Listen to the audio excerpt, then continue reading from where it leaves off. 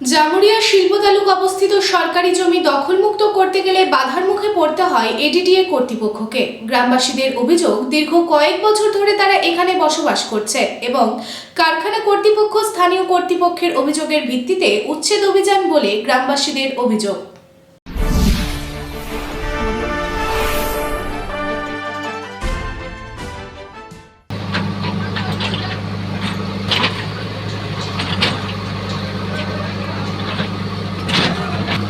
জামুরিয়া শিল্প তালুকের শেখপুর এলাকায় অবস্থিত সরকারি জমি দখলমুক্ত করতে উচ্ছেদ অভিযানে নামল আসানসোল দুর্গাপুর উন্নয়ন পর্ষদ অর্থাৎ এডিডিএ। মঙ্গলবার জামুরিয়া শিল্প তালুকের মান স্টিল কারখানা কর্তৃপক্ষের অভিযোগের ভিত্তিতে পুলিশকে সঙ্গে নিয়ে আসে এডিডিএ কর্তৃপক্ষ এবং গ্রামবাসীদের দোকানপাট ভাঙচুর করলে গ্রামবাসীরা ক্ষিপ্ত হয়।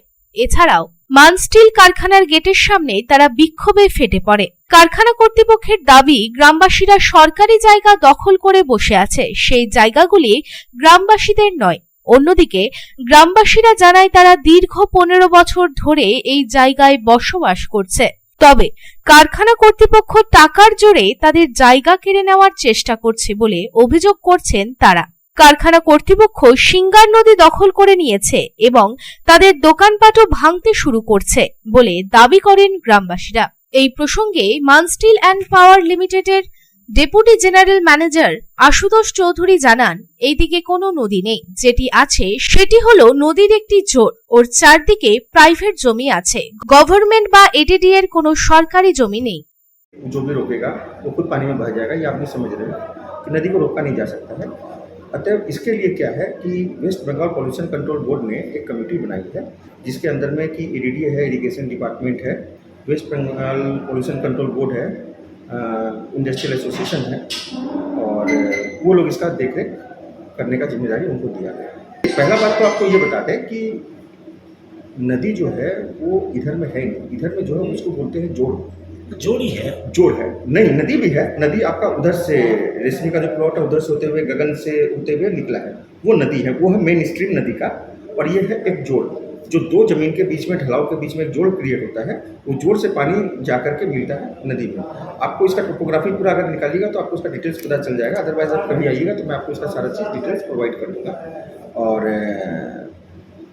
उसके चारों तरफ में जो भी है प्राइवेट लैंड है, वहाँ का कोई सरकार का लैंड नहीं है। तो जो प्राइवेट लैंड है उसके ऊपर में हर जो भी इंडस्ट्री है वो अपना जो भी जिसका प्राइवेट के हिसाब से जो होता है वो होता है, कोई वहाँ पे गवर्नमेंट का एडीडी का कहीं कोई जमीन नहीं है। অন্যদিকে এই প্রসঙ্গে বসবাসকারী কিশোর ঘোষ জানান, দীর্ঘ 15 বছর আগে দোকান করি, সেই দোকান তারা ভাঙতে শুরু করেছে। তারা দাবি করছে গোটা এলাকা তাদের। এই ঘটনায় রাজনৈতিক কর্মকাণ্ডও জড়িয়ে আছে। 15 বছর আগে দোকান করেছিলাম, সেই দোকানটা আগের বর্ষাকালে পড়ে গেছিলো, নতুন করে আমরা কনস্ট্রাকশন করেছি, এরা এসে সেই দোকানটাকে ভাঙতে শুরু করেছে। এই রোডটা হচ্ছে আজ 3 বছরের রোড, মান রাস্তার রোড ছিল ওই দিকে, ওই পাশে। 3 বছর রোড বলছে আমার পুরো এরিয়াটা আমার। এদের টাকার জোর আছে, গরম দেখাচ্ছে, টাকার জোরে আমার দোকানটা ভাঙতে শুরু করেছে, পুলিশকে দাঁড় করিয়ে।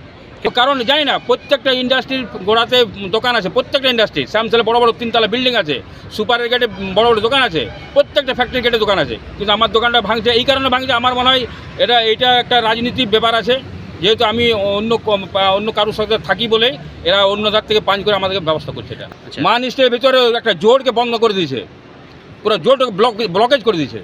অনেককে জানিয়েছে এরা হচ্ছে টাকার জোর আছে, টাকা দিয়েছে কোম্পানিকে, যে এসে সব টাকা খেয়েছে, কম করে 25-30 লাখ টাকা দিয়েছে, দিয়ে এইসব করছে। আবার কি জায়গাটা সরকারি জায়গা, আচ্ছা ঠিক আছে, কিন্তু আমার জায়গার উপরে সরকার পাইপ লাইন নিয়ে গেছে, তাহলে এটা আমি কী ব্যবস্থা করবো?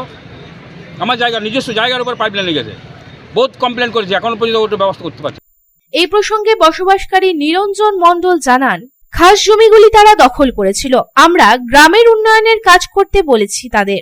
একই সাথে মন্দির সংস্কার ও বাথরুম বানানোর কথাও বলা হয়েছে, যাতে গ্রামের লোকেদের কিছুটা হলেও উপকার হয়। কাজ করার আশ্বাস দেওয়া হয়েছে, যদি এগুলি না হয় তবে শান্তিপূর্ণভাবে আন্দোলন চলবে।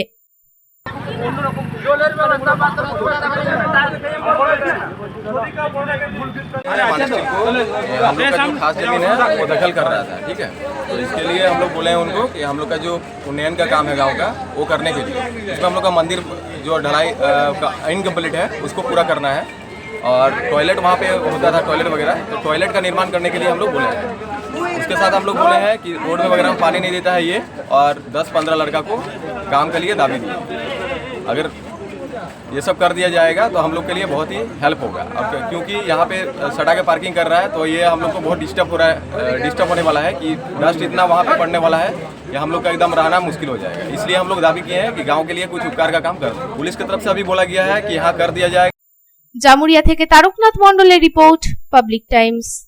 रानीगंज शहर के बीच बनकर तैयार है अत्याधुनिक आवश्यक सुविधाओं से परिपूर्ण दामोदर रेसिडेंशियल कम कमर्शियल कॉम्प्लेक्स। दामोदर रेसिडेंसी के 2 किलोमीटर के रेडियस में आपको मिलेगी हर तरह की जरूरी सुविधाएं। सुरक्षित और खुले वातावरण के इस रेसिडेंशियल और कमर्शियल कॉम्प्लेक्स में आपको मिलेगी 1260 स्क्वायर फीट से लेकर 1639 स्क्वायर फीट के 3 BHK फ्लैट्स। इसके साथ आपको मिलेगी double lift, parking space, swimming pool, gymnasium और कम्युनिटी हॉल की सुविधा। अधिक जानकारी के लिए संपर्क करें 9614147280, 9832287488।